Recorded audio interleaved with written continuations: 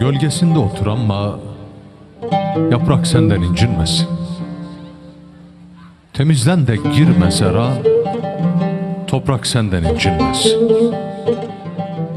Yollar uzun, yollar ince, yol kısalır aşk gelince. Yat kurban ol İsmailce, bıçak senden incinmesin.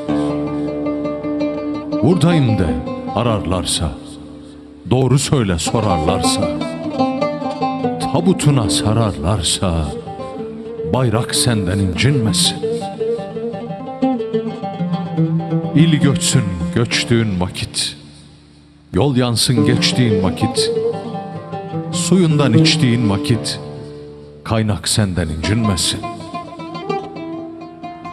Toz konmasın sakın sana, hakkı geçer halkın sana, gücenmesin yakın sana, uzak senden incinmesin.